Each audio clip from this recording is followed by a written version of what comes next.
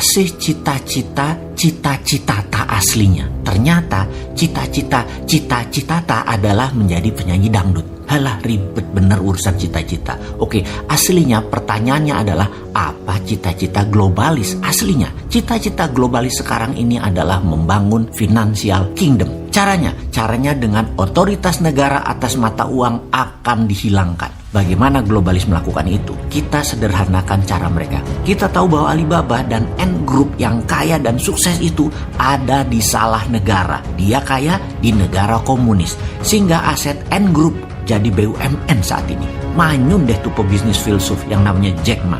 Elon Musk terinspirasi karena apa yang terjadi kalau Elon Musk suatu hari di-Jack makan oleh sebuah negara. Katakan Amerika di bawah Partai Demokrat yang memang heavy on government. Kalau Elon Musk dan grupnya punya komunitas, punya produk, punya pasar yang nilainya mendekati 100 billion dolar per tahun atau sama dengan GDP Indonesia, maka pada saat mereka memerlukan funding tidak perlu ke bursa saham atau IPO, tetapi menerbitkan kripto aset mata uang digital dengan ICO-nya atau Initial Coin Offering. Kripto tadi bisa membeli barang-barang di grupnya Elon Musk dan mitra bisnis lainnya yang sangat luas pasarnya dan banyak pelanggannya. Itulah logika sederhana di dalam mengartikan otoritas negara akan mata uang akan dihilangkan. Inilah mengapa sejak tahun lalu dalam video narasi Vision 2030 Bosman mengatakan mata uang di dunia di tahun 2030 ke atas tidak sebanyak negara lagi. Mata uang global bukan dolar lagi. Underlyingnya bukan emas lagi,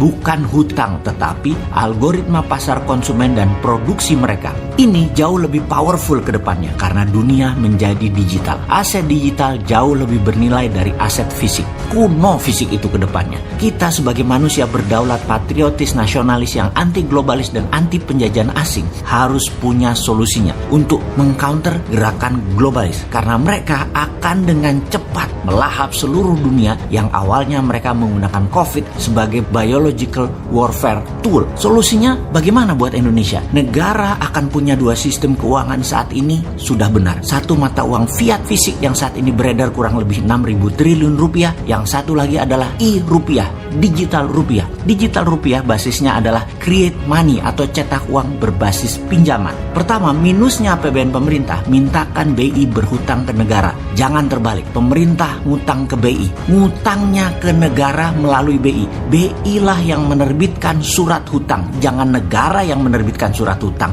seperti selama ini. Jadi e-rupiah dicetak sebanyak misalnya APBN dan kredit pinjaman pihak swasta nasional di Bank Nasional. Bank Nasional ngutang ke BI, BI terbitkan surat hutang ke negara, lalu di ujungnya negara cetak uang. Semua tanpa bunga, hanya biaya uang atau cost of money paling 1% setahun. Untuk Bank Nasional ambil sebagai jasa penyimpanan dan jasa administrasi, dibebankan ke kreditur termasuk ke pemerintah. Maka Indonesia dengan e-rupiah akan menjadi sarana percepatan kedaulatan ekonomi dan kedaulatan rupiah menang. PDB nasional bisa naik 50% setiap tahun dan GDP per kapita nasional setiap tahun bisa naik 50%, sehingga di tahun 2030 GDP per kapita Indonesia bisa 25.000 dan di tahun 2045 bisa menjadi 100.000 dolar per kapita di atas Amerika dan Tiongkok. Yang bilang ini halu pasti nggak berani mimpi. Kalau kita mah tukang tidur, tukang mimpi. Berani aja kalau mimpi mah. Yang takut kalau benar-benar kejadian GDP per kapita Indonesia jadi 100.000 di tahun 2045, takut lupa diri Indonesia nyaplok ASEAN dan nyaplok negara-negara kecil selatan Pasifik.